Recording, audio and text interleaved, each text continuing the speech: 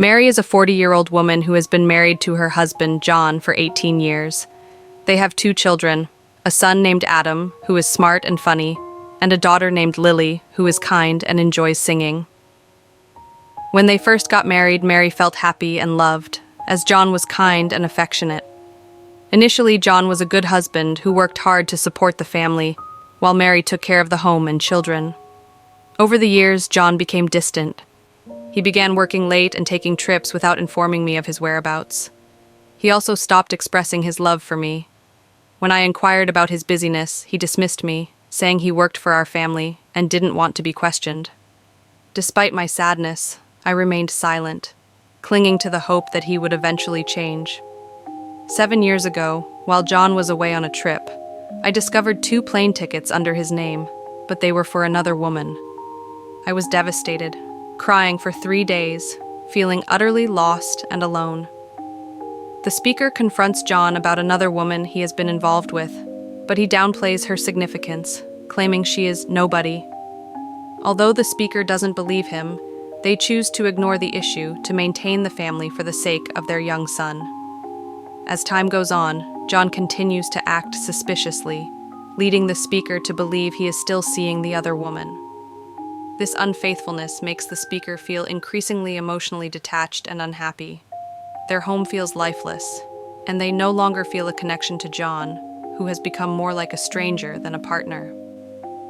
The narrator unexpectedly meets Alex, an old friend who is still kind and caring, as seen in the way he treats his wife. This reminds the narrator of a love they have never experienced. After reconnecting, the narrator feels comfortable talking to Alex about their struggles, and Alex offers support and encouragement, making the narrator feel alive again for the first time in years.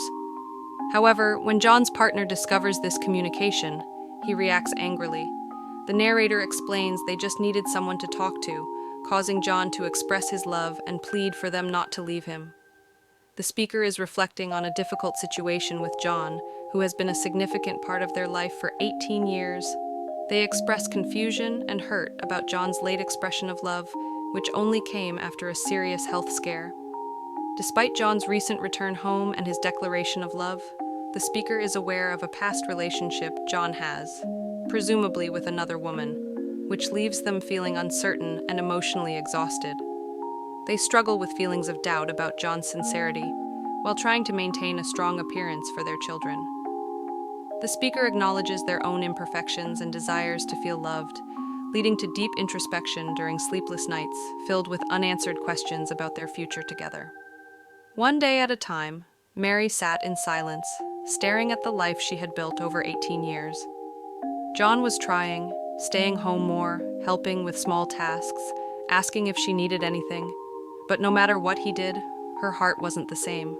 She felt like she was living with a stranger. One evening, over dinner, Adam and Lily laughed and shared stories about school. They were happy, blissfully unaware of the ache in Mary's heart. After dinner, she turned to Adam. "Do you think Daddy and I are happy?" Adam hesitated. "I don't know, Mom. You're always kind to each other, but sometimes I feel like you're sad." Lily, younger and full of innocence, simply said, "Mom, I just want us to stay together." Their words brought tears to Mary's eyes. She didn't want to hurt them, but she also knew she couldn't pretend forever. Seeking closure, she met Alex one last time. When he saw her, he smiled warmly. "How are you?" he asked. "I'm trying to fix my life," she replied. Alex nodded. "You're strong, Mary. You'll find your way." She thanked him. "You reminded me that I am important." Then she walked away, knowing it was their final goodbye. That night she turned to John. "We need to be honest. Do you want this marriage to work?" John met her eyes. "Yes. I made mistakes, but I love you. Can you leave the other woman? Can you give me the love and care I need?" "I will try," he said. Mary shook her head. "Trying isn't enough. I need you to mean it." Slowly, John began spending more time with her. They took walks, talked about small things, and for the first time in years, there was a glimmer of hope. But her heart still held doubts. Forgiving him was the hardest thing she had ever done.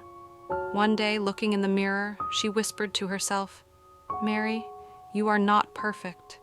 You made mistakes too. If you want peace, you need to forgive." Now she takes life one day at a time. She focuses on her children, their laughter bringing warmth to her heavy heart.